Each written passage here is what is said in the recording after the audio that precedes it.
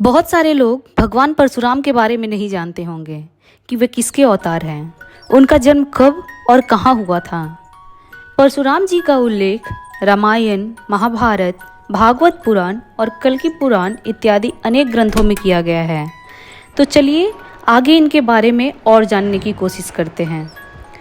पौराणिक कथाओं के अनुसार भगवान परशुराम का जन्म त्रेता युग में वैशाख शुक्ल तृतीया यानी अक्षय तृतीया को एक ब्राह्मण ऋषि के परिवार में हुआ था।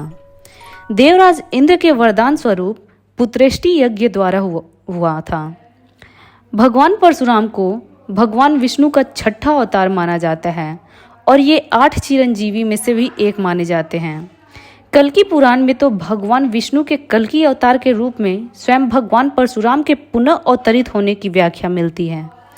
दरअसल भगवान परशुराम सिर्फ विष्णु जी के ही नहीं बल्कि शिव जी और विष्णु जी के संयुक्त अवतार माने जाते हैं।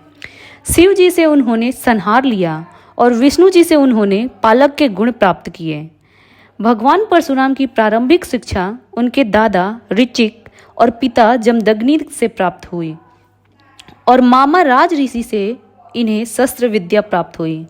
भगवान परशुराम शस्त्र कला और शास्त्र कला दोनों में ही निपुण थे। वे सदैव अपने माता पिता और गुरु की आज्ञा का पालन करते थे। वे जन्म से ब्राह्मण और कर्म से क्षत्रिय थे। कहा जाता है कि एक राजा जो अपनी सत्ता व शक्ति के नशे में धर्म कर्म भूल चुका था और वो मानवता के लिए भी खतरा बन चुका था, उसी का संहार करने के लिए भगवान परशुराम अवतरित हुए थे। भगवान परशुराम ने महादेव को अपनी तपस्या से प्रसन्न कर उनसे श्रेष्ठ शस्त्र योद्धा बनने का वरदान प्राप्त किया। उन्हें महादेव ने अपना एक दिव्य अस्त्र कुल्हाड़ी फारसा भी दिया।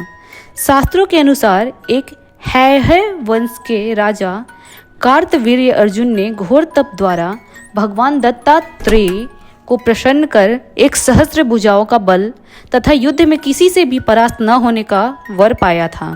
संयोगवश वह वन में आखेट करते करते वह जमदग्नि मुनि के आश्रम में जा पहुंचा और वहां देवराज इंद्र द्वारा मिले कपिला कामधेनु की सहायता से पूरे सैनिकों का भोजन तैयार होते देख उसे लोभ हो गया और ऋषि जमदग्नि की बात न मानते हुए बलपूर्वक कामधेनु को छीन कर ले गया। जब यह बात भगवान परशुराम को पता चली तो उन्होंने फरसे का प्रहार कर उसकी समस्त भुजाएं काट दी और उसके सिर को भी धड़ से अलग कर दिया। तब सहस्त्रार्जुन के पुत्रों ने बदला लेने के लिए भगवान परशुराम की अनुपस्थिति में उनके ध्यानस्थ पिता जमदग्नि की हत्या कर दी।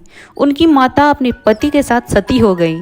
इस कांड से क्रोधित परशुराम जी ने सहस्त्रार्जुन की नगरी पर आक्रमण कर दिया और उस पर अपना अधिकार कर लिया। इसके बाद उन्होंने पूरे 21 बार इस पृथ्वी को क्षत्रिय विहीन कर दिया।